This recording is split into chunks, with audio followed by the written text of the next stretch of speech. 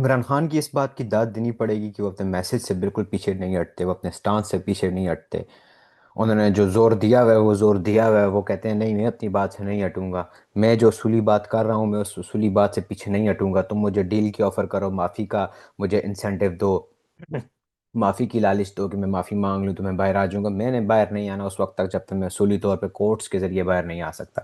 ابھی 5 گھنٹے پہلے عمران خان کا جو ٹویٹر اکاؤنٹ ہے اس سے ایک ٹویٹ ہوئی ہے، اس کے اندر انہوں نے سخت باتیں کی ہیں۔ انہوں نے کیا کہا ہے آئیے دیکھتے ہیں۔ عاصم منیر میں طاقت کی بہت بھوک ہے، اسی لیے اس نے بدترین آمریت قائم کر رکھی ہے۔ مجھ سے معافی کا مطالبہ کرنے کے بجائے عاصم منیر کو مجھ سے معافی مانگنی چاہیے، بجائے اس کے کہ میں عاصم منیر سے معافی مانگوں عاصم منیر مجھ سے معافی مانگے۔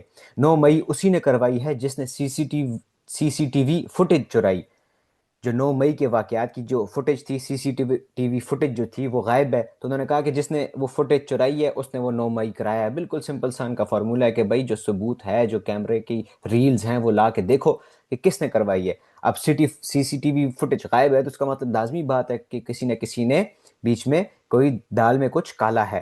اس وقت 9 مئی عاصم منیر کی انشورنس پالیسی ہے، 9 مئی عاصم منیر کی انشورنس پالیسی ہے۔ ملک میں ہائیبرڈ سسٹم نہیں، عاصم منیر کی ڈکٹیٹرشپ قائم ہے، اسی لیے ٹرمپ نے شہباز شریف کے بجائے عاصم منیر کو بلایا۔ جو وائٹ ہاؤس میں عاصم منیر نے لنچ کیا تھا ڈونلڈ ٹرمپ کے ساتھ اس کے بارے میں کہہ رہے ہیں کہ بھائی عاصم منیر کو اس لیے بلایا کیونکہ اس کی ڈکٹیٹرشپ ہے، نہیں تو ایک ڈیموکریٹک کنٹری کے اندر prime minister is the head of government, وزیر اعظم گورنمنٹ کا ہیڈ ہوتا ہے، اس کا کام بنتا تھا کہ وہ جا کے ٹرمپ کے ساتھ کھانا کھاتا۔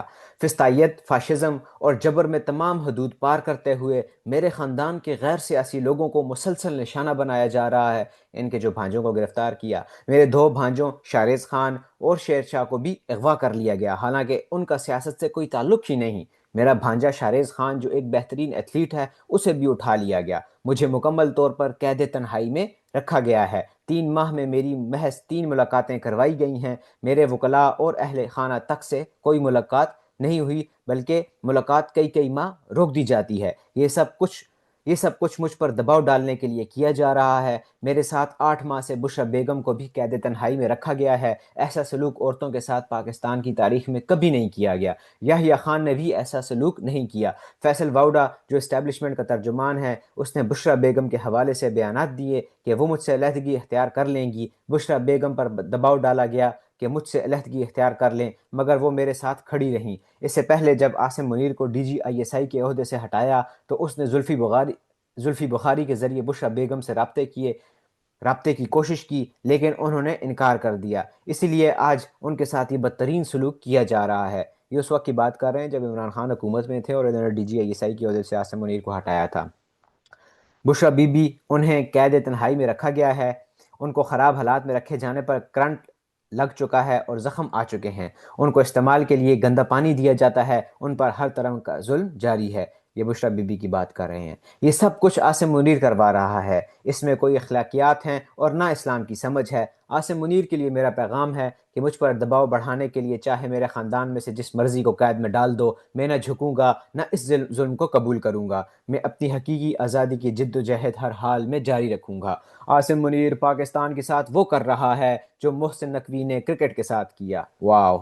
عدلیہ تباہ، میڈیا خاموش اور پولیس سے ایسے کام کروائے جا رہے ہیں جس سے وہ کرمنلائز ہو چکی ہے۔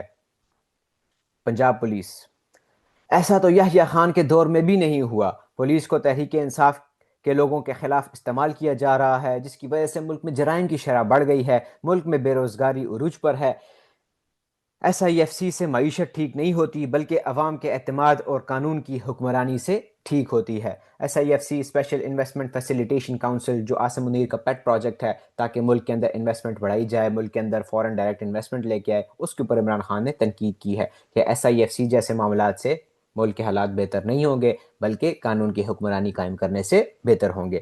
ان چوروں کو ہم پر مسلط کر دیا گیا ہے جن کی کرپشن اور منی لانڈرنگ کے ثبوت مجھے خود آئی ایس آئی دیتی رہی ہے۔ جو شخص بھی تحریک انصاف چھوڑ دیتا ہے اس کے سارے کیسز معاف کر دیے جاتے ہیں۔ جب بھی ڈکٹیٹرشپ آتی ہے ججز کو ساتھ ملا کر ہی نظام پر قائم ہوتی ہے۔ 26ویں آئینی ترمیم کی بات کر رہے ہیں. اس وقت بے ضمیر ججز کی وجہ سے پاکستان میں قانون کی حکمرانی مکمل ختم ہو چکی ہے.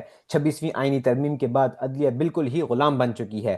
بے ضمیر ججز انسانی حقوق کی پامالی کے خلاف ایکشن نہیں لے رہے. اگر ہمارے ججز ضمیر کے ساتھ کام کرتے، پاکستان کے لوگوں کو انصاف دیتے، ان کو خوف ہوتا کہ یوم محشر اللہ کو حساب دینا ہے، تو یہ جو ظلم ہو رہا ہے یہ کبھی نہ ہوتا. اس ظلم و ناانصافی میں یہ بے ضمیر جج برابر کے مجرم ہیں. اس کے علاوہ پھر عمران خان آگے چل کے کہتے ہیں علی امین گنڈاپور کو سپریم کورٹ جا کر مجھ سے ملاقات کی اجازت مانگنی چاہیے. اس سے پہلے بجٹ پر بھی مجھ سے مشاورت و ملاقات نہیں کی گئی. علی امین کو آ کر مجھے صوبے کی گورننس، امن و امان اور دیگر اہم امور پر بریفنگ دینی ہے، جس کے لیے سپریم کورٹ سمیت ہر فورم پر بھرپور کوشش کرنی چاہیے. اب وہ علی امین گنڈاپور کو کہہ رہے ہیں کہ بھائی تم بھی آ کے مجھے بتاؤ کہ تم کیا کر رہے ہو صوبے کے اندر.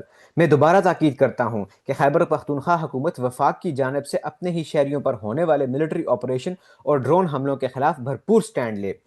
باجوڑ کے اندر جو آپریشن ہو رہا ہے، عمران خان ہسٹوریکلی آپریشنز کے خلاف، ملٹری آپریشنز کے خلاف تھے. وہ یہ کہتے تھے کہ بھئی لوگوں سے بات چیت کی جائے، آپ کے اپنے لوگ ہیں، آپ کے اپنے قبائلی اضلاع ہیں، وہاں پہ لوگوں سے بات کی جائے اور معاملات کو سیاسی طریقے سے حل کیا جائے. ملٹری آپریشن کرنے سے نقصان ہوتا ہے، لوگوں کا فلاح و بہبود، لوگوں کا ذریعہ معاش تباہ ہوتا ہے.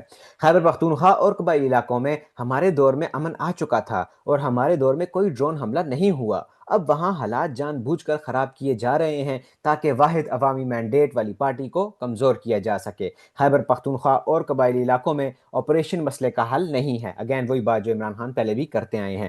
وہاں کے مسائل مقامی نمائندوں کی مدد سے، بات چیت سے حل ہونے چاہیے. ڈرون حملوں اور فوجی آپریشن سے دہشت گردی بڑھتی ہے. ان آپریشنز کو نہ ہی عوام کی حمایت حاصل ہے، نہ ہی عوامی نمائندوں کی، اور نہ ہی سیاسی جماعتوں کی. تو ایسا آپریشن کیسے کامیاب ہو سکتا ہے؟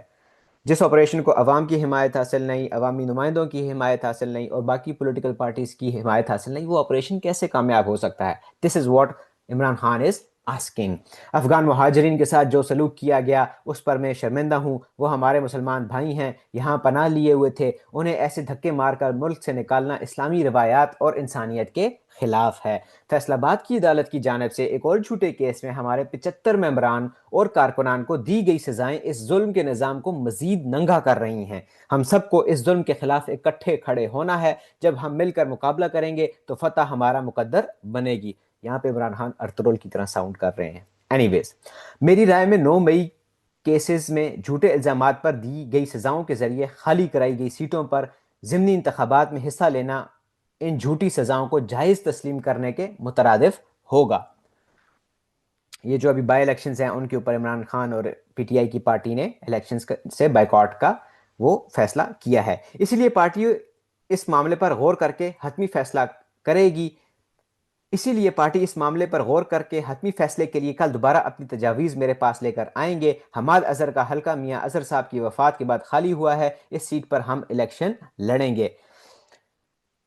ابھی اس کے اوپر پی ٹی آئی کا کوئی فائنل فیصلہ نہیں ہوا. ابھی یہ واپس آپس میں جائیں گے، بیٹھیں گے، گپ شپ کریں گے، ڈسکشن کریں گے، اینڈ دین ویل سی کہ پی ٹی آئی اس پہ کیا رد عمل دیتی ہے. whether they are gonna contest the elections or not, we'll see. جو ظلم و فسطائیت اس وقت پورے ملک میں جاری ہے، اس کے خلاف پشاور میں ایک گرینڈ جلسہ کیا جائے جس کی تاریخ کا اعلان پارٹی کرے گی. خیبر پختونخوا اور گلگت بلتستان میں سیلاب نے شدید تباہی مچائی ہے اور سینکڑوں قیمتی جانوں کے نقصان کے ساتھ لاکھوں افراد متاثر ہوئے. میں نے اسی ماحولیاتی تبدیلی کے مقابلے کے لیے بلینٹری جیسے منصوبے شروع کیے تھے. اس طرح کے منصوبے ہی ہمارا ماحول بچا سکتے ہیں، ورنہ ہم ہر سال تباہی ہی دیکھیں گے. سابق وزیر اعظم عمران خان کی اڈیالہ جیل میں اہم گفتگو. 26 اگست 2025، 2/2. یہ 2 ٹویٹس تھی. عمران خان کا پیغام تھا. انہوں نے عاصم منیر کو آڑے ہاتھ لیا، کہا کہ سب کچھ عاصم منیر نے کروایا ہے. 9 مئی بھی عاصم منیر نے کروایا ہے. 9 مئی عاصم منیر کی انشورنس پالیسی ہے. ہم الیکشن کے بارے میں فیصلہ کر رہے ہیں، پارٹی فیصلہ کرے گی، میرے سامنے تجاویز رکھے گی بائی الیکشن سے ریلیٹڈ، اور ہم اس پہ فائنل رائے دیں گے. اس کے علاوہ خیبر پختونخوا کے اندر آپریشنز نہیں ہونے چاہیے. علی امین گنڈاپور کو کہا کہ بھئی تم سپریم کورٹ کے پاس جاؤ اور جا کے ان سے اجازت لے کے میرے پاس آؤ، مجھے بریفنگ دو کہ خیبر پختونخوا میں کیا چل رہا ہے. بجٹ کے اوپر بھی تم نے مجھے بریفنگ نہیں دی. So this is the latest from Imran Khan, جو کہ جیل کے اندر سے بیٹھ کے بھی کسی کے ہاتھ نہیں آ رہے. انہوں نے عاصم منیر کو پھر آڑے ہاتھوں لیا. وہ تو یہ کہتے ہیں کہ ملک کے اندر قانون نہیں ہے, ملک کے اندر عاصم لا چل رہا ہے. So that's the latest from Imran Khan. Imran Khan کا پیغام میں نے آپ تک پہنچایا. لائک کریں, شیئر کریں, سبسکرائب کریں. Imran Khan is not bending his knee, Imran Khan is not backing off, Imran Khan is not giving up. So ہم بھی عمران خان سے ہی سیکھتے ہیں, ہم بھی گیو اپ نہیں کرتے, ہم بھی لگے رہتے ہیں. اپنا خیال کریں, رکھیں. آئی سی یو اگین. ٹاٹا.